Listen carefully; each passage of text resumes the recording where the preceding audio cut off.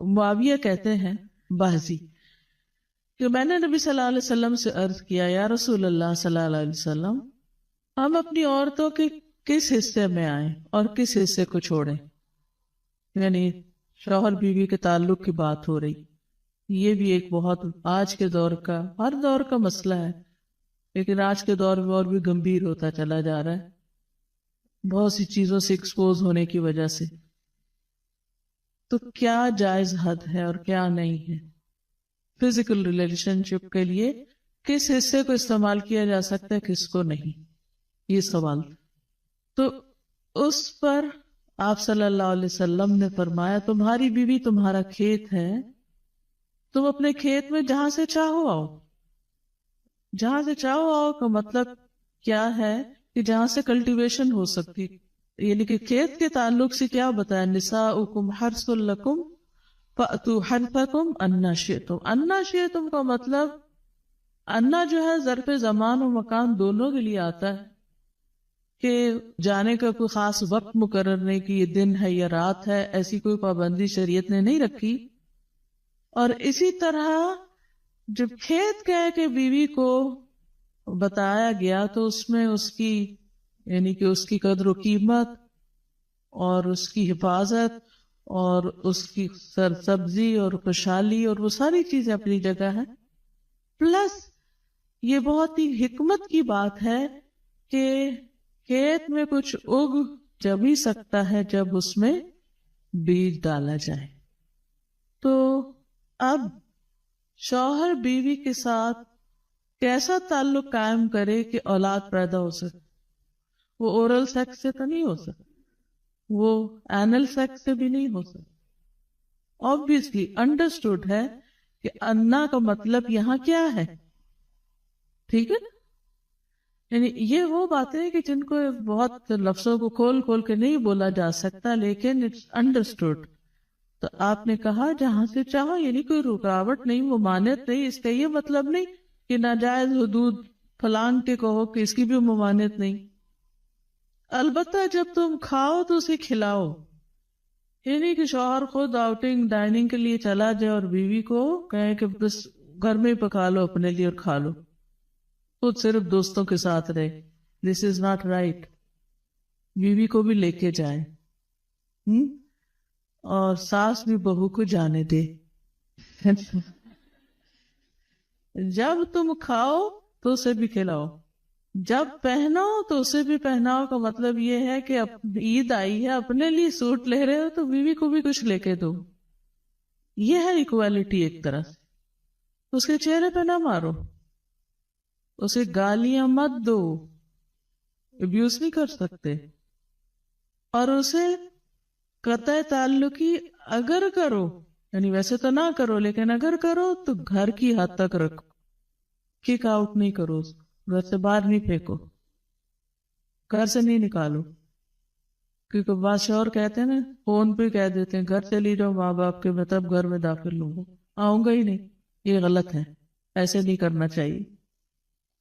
اور یہ کیسے مناسب، یہ کیسے ہو سکتا ہے کہ تم اس کے ساتھ یہ سلوک کرو جبکہ تم ایک دوسرے کے پاس حلال طریقے سے آتے ہو؟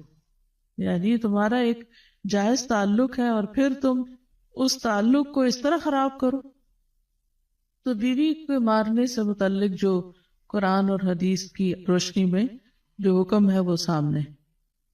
پھر اسی طرح غلام کو مارنے کی ممانعت، نوکر کو، غلام کو، اس کو بھی نہیں مارنا چاہیے.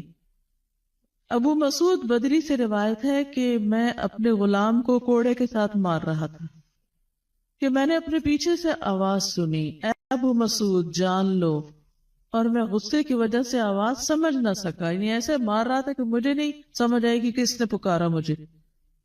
جب وہ میرے قریب ہوئے تو وہ رسول اللہ صلی اللہ علیہ وسلم تھے اور آپ فرما رہے تھے جان لو ابو مسعود، جان لو ابو مسعود.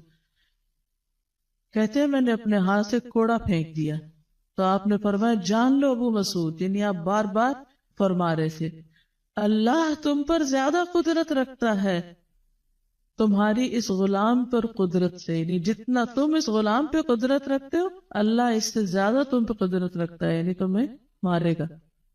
کہتے ہیں کہ میں نے عرض کیا اے اللہ کے رسول صلی اللہ علیہ وسلم میں اس کے بعد کبھی غلام کو نہیں ماروں گا. اور بعض روایت میں آتا ہے کہ انہوں نے آزاد کر دیا.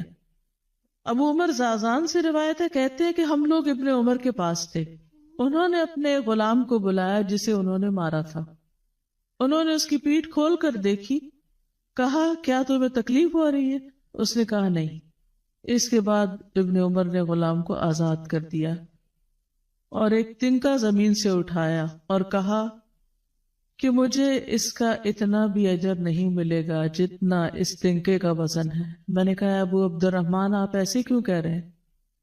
انہوں نے کہا کہ میں نے رسول اللہ صلی اللہ علیہ وسلم کو فرماتے ہوئے سنا، جو شخص اپنے غلام کو بے قصور یعنی حد شرعی کے علاوہ مارے یا اس کے چہرے پہ تمانچہ مارے تو اس کا کفارہ ہی کہ اسے آزاد کر دی. کفارہ ہے، اس آزادی کا ثواب کوئی نہیں تن کے برابر بھی.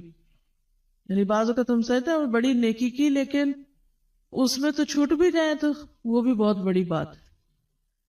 صحابہ کرام جو تھے وہ خاص طور پر اس سے محتاط رہتے اور غلاموں سے درگزر کرتے تھے.